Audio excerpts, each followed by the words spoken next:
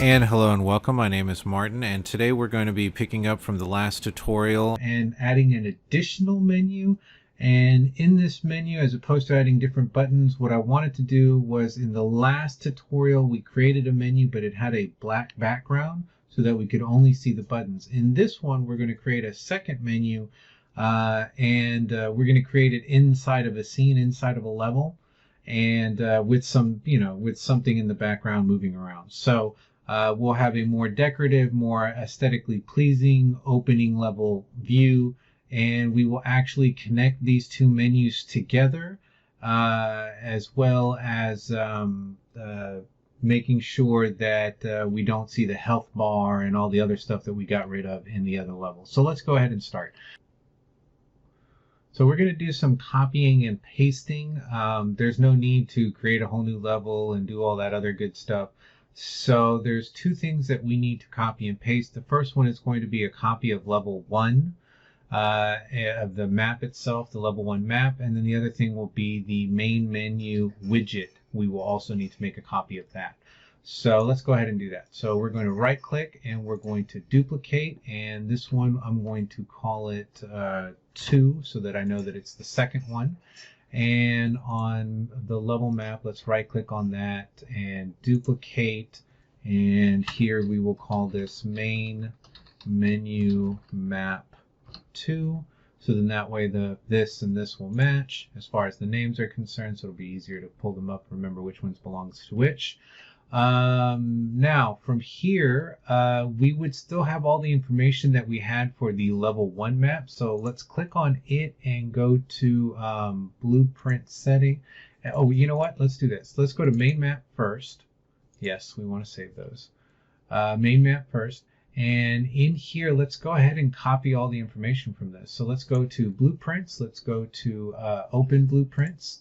And we have what was taking us to the viewport, or what was creating the information that took us to the viewport.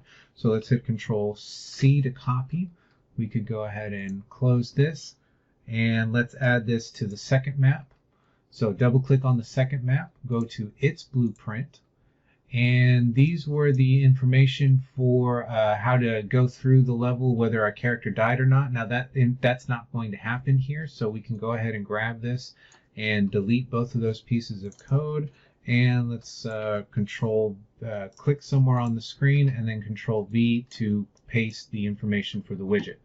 So we shouldn't have to do anything else. I mean, this is the main widget, which is going to generate the buttons for us. So this is good. So let's go ahead and compile and save.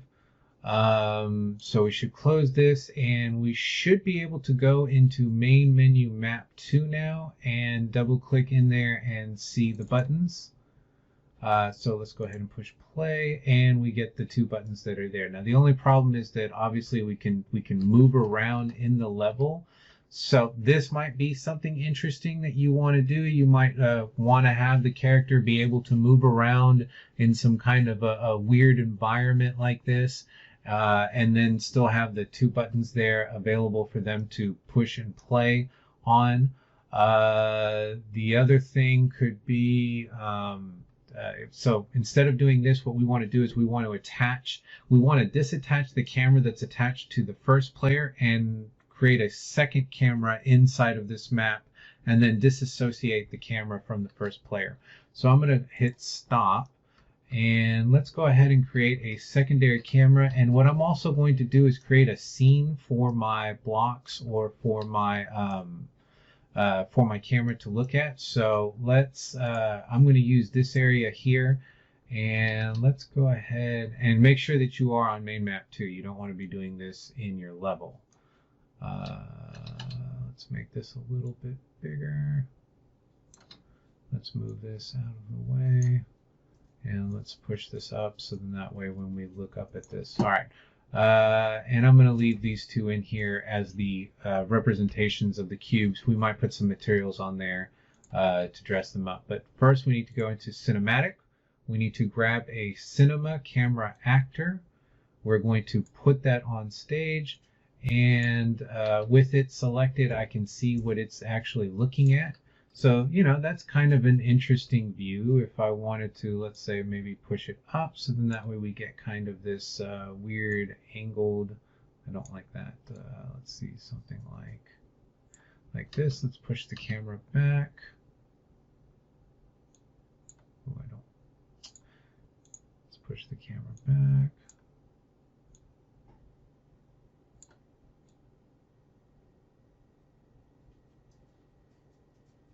Okay, let's say I kind of like that angle. So out of this camera, we're going to see that. Now with this camera still selected, we are going to go into blueprints, open level blueprint, and we are going to want to right click somewhere on the event graph, and you'll see because you have the camera selected, it'll say create a reference to Cinema Camera Actor 1. So we do want that.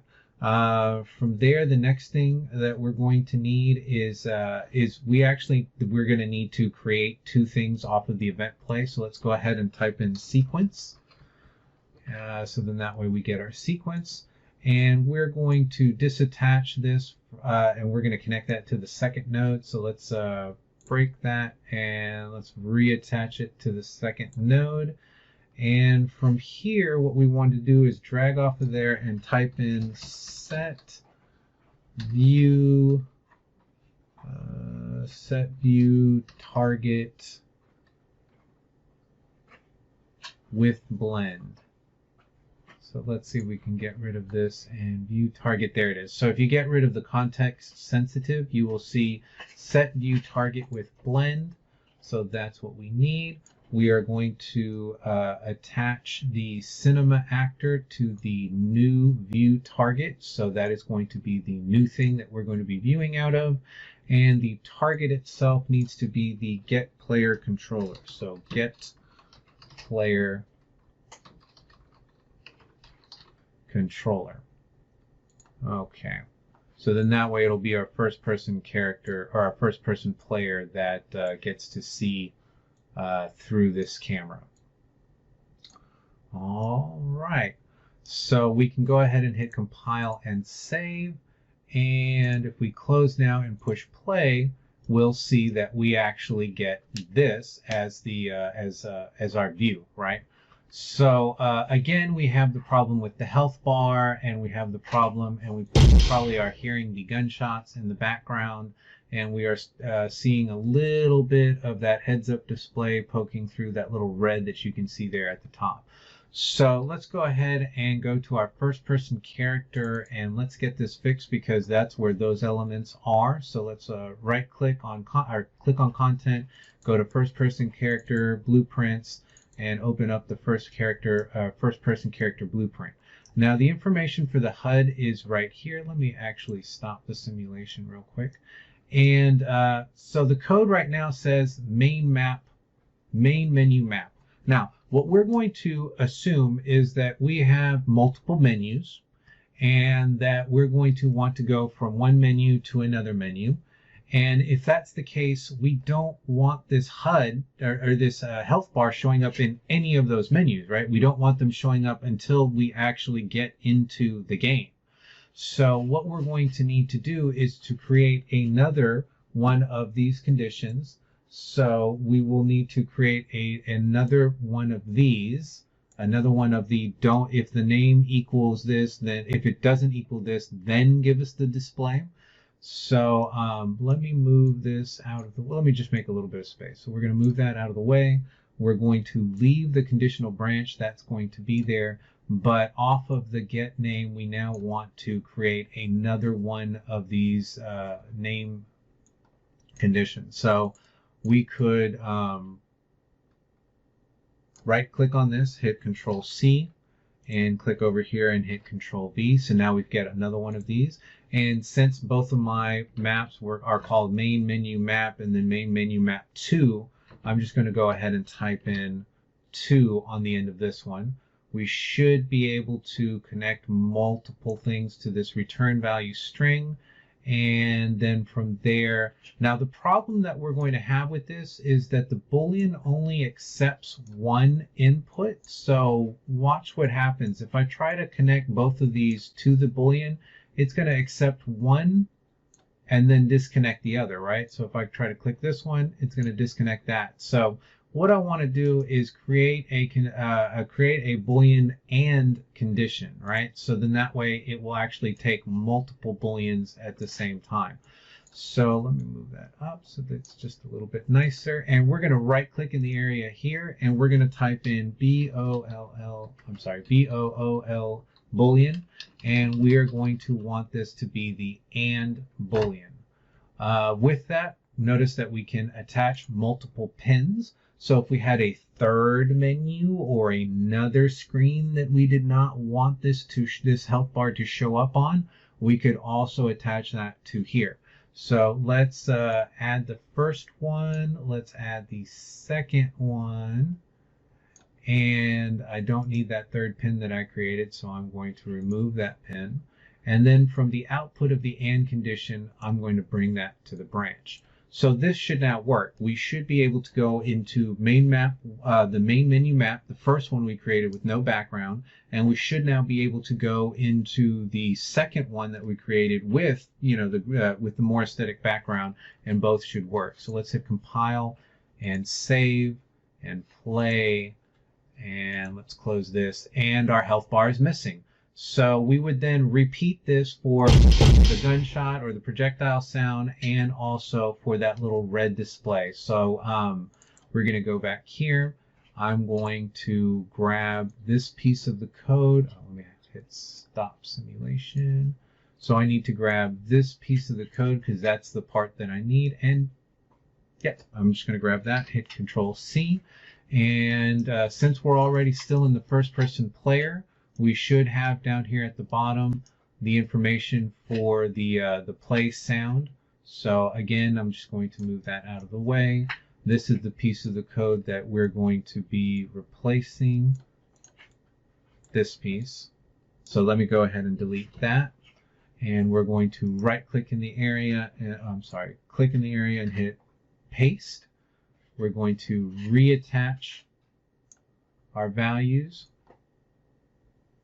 Okay, and then from there we're going to attach the AND Boolean to the condition, and that should still be here on the play sound. So let's hit compile and save, and let's go and test and see if this is now true. And one more thing, let's do the HUD. So let's open up the first person HUD. There's the same piece of the equation again, or the same piece of the code. We're going to delete that part. We're going to click and paste. We're going to reattach our values. So that to here, and this one to here, and this one now to the end, end part of that condition. So let's hit compile and save.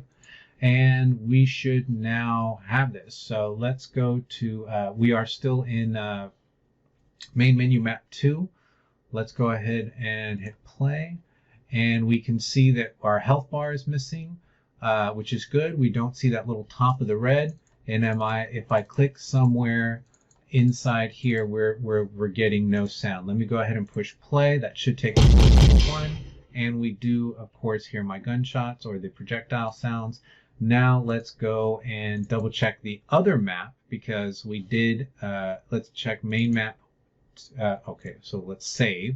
And then we're going to check this main map. We're going to push play. We do not see the health bar. We do not hear any of the projectile firing sound. And we push play. We do get it in level 1. So everything is working the way that we need that to work. The only other thing, let's see, let's push there.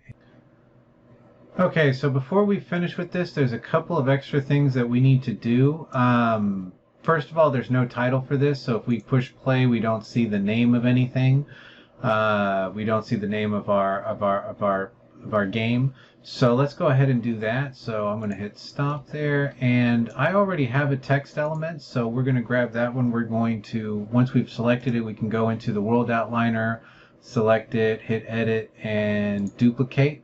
And on the duplicate copy, we can bring that over and hover it in front of that. And while we're doing this, we can actually click on the camera to see what it's going to look like through our camera. Now, obviously, as soon as we move this, it's going to knock us out of the camera. But let's do that. Instead of it being called level 1, let's call it Evil Cubes, which is the name of the game.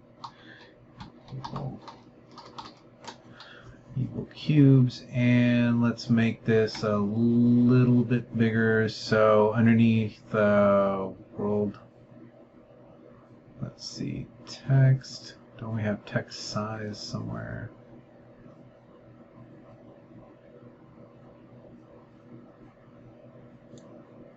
There we go. We'll just go underneath world size. Okay, we'll click back in the camera, see what that looks like. So it's up a little bit high, so let's grab it and move it down just a little bit. Click on that, grab it, and move it down just a little bit. Okay, cool. So now that's hovering in our screen. Let's go ahead and push play and see what that looks like. Now the buttons look a little bit funny there. They're just underneath that. I think it would look nicer if they happen to be over here on the left-hand side. We might be able to put a little bit more of a graphic here in the middle or do something more interesting with that middle area. To do that, let's go back into MainMan 2 and let's go ahead and save. And oh, okay, because I'm playing right now. So let's double click in main map 2 and go into its blueprint and go into its blueprint editor. And right now, remember that it is still actually grabbing the first main menu widget. So let's grab the second one and make sure that that's the one that's actually going to this one. Let's hit compile and save. And let's close that. So now it's looking at the second widget. And with the second widget, we can now grab each one of these boxes. And actually, let's see if we can grab this box and that box together. And let's see if we can move them over a bit. And now that they're there, let's anchor. This would be anchored to the middle of the screen. Let's make sure that it's anchored to the middle and the left. And let's do that with the same with the button over here as well. So we're going to feel the middle. Oh, we don't want to split it. What are we doing? Let's grab the whole thing. Find that middle again. There it is.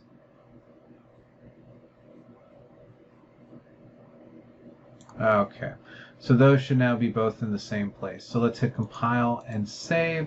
And let's see where this would show up on our screen. So let's push play.